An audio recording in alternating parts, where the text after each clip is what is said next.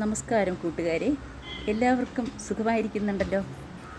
Allergy എന്ന് നിങ്ങൾ കേൾക്കുമ്പോൾ നിങ്ങൾ വിചാരിക്കും ജലദോഷം, അലർജി കൊണ്ട് ജലദോഷം, അതുപോലെ തന്നെ അലർജി കൊണ്ട് ചൊറിച്ചിലുണ്ടാകുന്നു സ്കിന്നിൽ. പക്ഷേ അലർജി എന്ന് പറയുന്നത് വല്ലാത്തൊരു വില്ലനാണെന്ന് നിങ്ങൾക്കറിയാമോ? അലർജി ഉണ്ടാക്കുന്നതിന് പ്രധാനമായിട്ടുള്ള കാരണം ഇമ്മ്യൂണോഗ്ലോബുലിൻ ഇ എന്ന് പറയുന്ന സാധനമാണ്.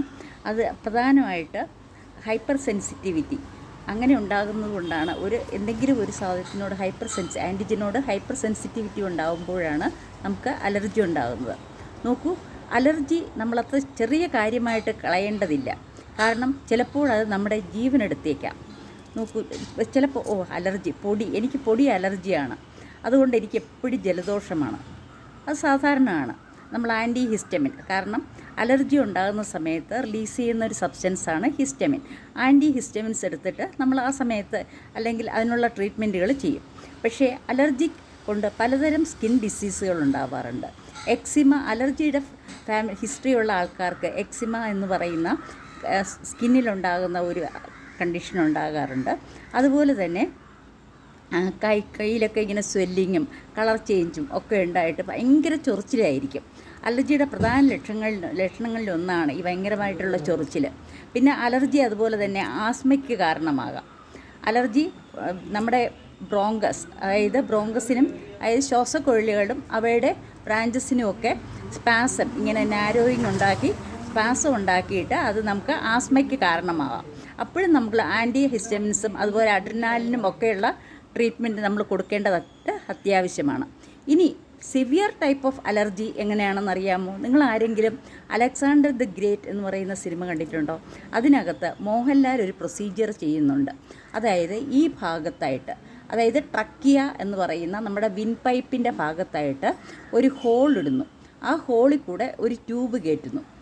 അത് അയാൾ ശരിക്കും പറഞ്ഞാൽ അയാളെ മാനസിക രോഗിയായിട്ട് കണക്കാക്കിയിരുന്ന ഒരാളാണ്, മെഡിസിൻ പകുതി വെച്ച് നിർത്തിയ ആളാണ്. പക്ഷേ ആ സമയത്ത് അയാളുടെ രണ്ടാനമ്മയെ രക്ഷിക്കാനായിട്ട് അയാൾ കണ്ടുപിടിച്ച മാർഗമാണത്. എന്താണത്?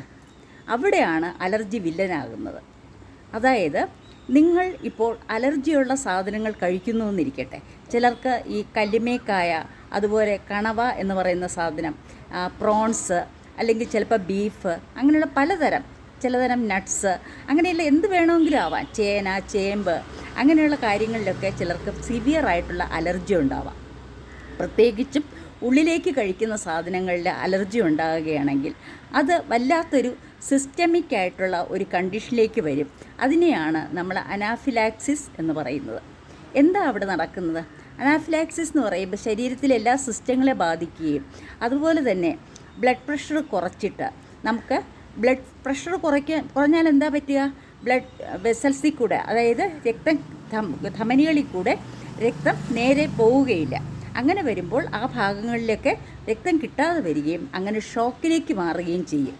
അതിനൊക്കെ മുൻപേ കൂടാതെ നമ്മുടെ ഈ ഭാഗത്ത്, അതായത് നമ്മുടെ ശബ്ദമുണ്ടാക്കുന്ന ആ ഭാഗത്ത്, വോയിസ് ബോക്സ് എന്ന് പറയുന്ന ലാറിങ്സ്, അവിടെ നീര് വന്ന് തടിക്കുകയാണെങ്കിൽ എന്ത് ചെയ്യുക? തടിച്ചത് ഒട്ടാനായിട്ട് ചാൻസ് ഉണ്ട്. അപ്പോൾ ഓക്സിജൻ കിട്ടുമോ ഇങ്ങോട്ട്? ഇല്ല. അങ്ങനെ വരുമ്പോഴാണ് അവസാനത്തെ ശ്രമം എന്നുള്ള രീതി. ചിലപ്പോൾ പെട്ടെന്ന് ഒരാൾ തനിച്ചാണെങ്കിൽ ഇത് കിട്ടണമെന്നില്ല. അപ്പോൾ നിങ്ങളുടെ കയ്യിൽ എപ്പോഴും ആൻറ്റി ഹിസ്റ്റമിൻസ് കരുതി വയ്ക്കുന്നത് അത്യാവശ്യമാണ് തന്നെയാണ്.